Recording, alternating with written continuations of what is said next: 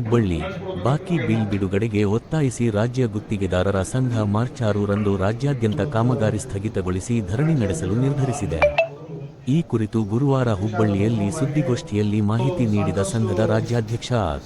ಮಂಜುನಾಥ ಅವರು ರಾಜ್ಯಾದ್ಯಂತ ವಿವಿಧ ಇಲಾಖೆಗಳ ಒಟ್ಟು 37,000 ಕೋಟಿ ಕಾಮಗಾರಿ ಬಿಲ್ ಬಾಕಿಯಿದೆ.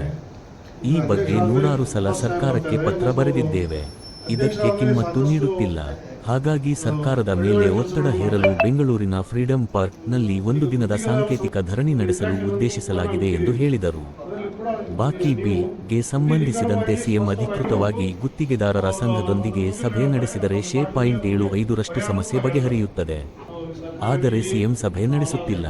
ಈ ಹಿಂದೆ 2-3 ಸಲ ಸಭೆ ಕರೆದು ಮುಂದೂಡಿದ್ದಾರೆ. ಇದು ಸರಿಯಲ್ಲ ಎಂದು ಅಧ್ಯಕ್ಷ ಮಂಜುನಾಥ ಹೇಳಿದರು. ರಾಜ್ಯದಲ್ಲಿ ಕೆಲವು ಇಲಾಖೆಗಳಲ್ಲಿ ಅಂದರೆ ನಗರಾಭಿವೃದ್ಧಿ ಇಲಾಖೆ, ವಸತಿ, ವಕ್ಫ್ ಇಲಾಖೆ ಸೇರಿದಂತೆ ಹಲವು ಇಲಾಖೆಗಳು ಮಧ್ಯವರ್ತಿಗಳ ಮೂಲಕ ಅಧಿಕಾರ ನಡೆಸುತ್ತಿವೆ. ಇರುವುದರಲ್ಲಿ ಲೋಕೋಪಯೋಗಿ ಇಲಾಖೆ ಸಚಿವ Satish Jarkiholi, DCM D. K. Shivakumar ನಮ್ಮ ಸಮಸ್ಯೆಗೆ ಸ್ಪಂದಿಸಿದ್ದಾರೆ ಎಂದರು. ಲೋಕೋಪಯೋಗಿ ಇಲಾಖೆ 8,300 ಕೋಟಿ, ಜಲ ಸಂಪನ್ಮೂಲ 13,000 ಕೋಟಿ, ಗ್ರಾಮೀಣಾಭಿವೃದ್ಧಿ 3,800 ಕೋಟಿ, ನಗರಾಭಿವೃದ್ಧಿ ಇಲಾಖೆ 2,000 ಕೋಟಿ, ವಸತಿ ಮತ್ತು ವಕ್ಫ್ ಇಲಾಖೆ 2,800 ಕೋಟಿ, ಕಾರ್ಮಿಕ ಇಲಾಖೆ 2,000 ಕೋಟಿ, ಬಿಬಿಎಂಪಿ 1,600 ಕೋಟಿ ರೂಪಾಯಿ ಬಿಲ್ ಬಾಕಿ ಉಳಿದಿದೆ ಎಂದರು.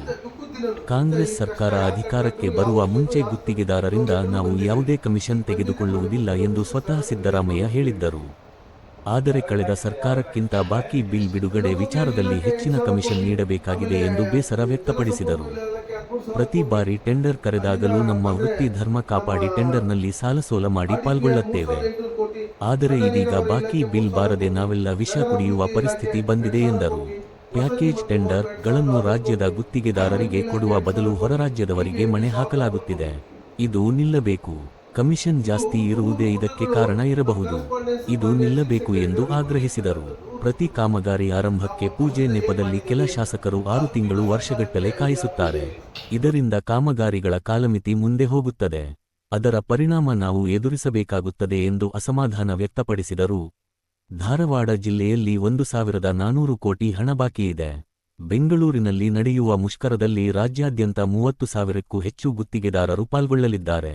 ಇದಕ್ಕೆ ಸ್ಪಂದಿಸದಿದ್ದರೆ ಏಪ್ರಿಲ್ ನಂತರ ಅನಿರ್ದಿಷ್ಟಾವಧಿ ಮುಷ್ಕರಕ್ಕೆ ಇಳಿಯಬೇಕಾಗುತ್ತದೆ ಎಂದು ಎಚ್ಚರಿಕೆ ನೀಡಿದರು. ಪತ್ರಿಕಾಗೋಷ್ಠಿಯಲ್ಲಿ M S. Sankagouda, Suresh Bommareddy, B C. Dinesh, Gurusiddappa, MK.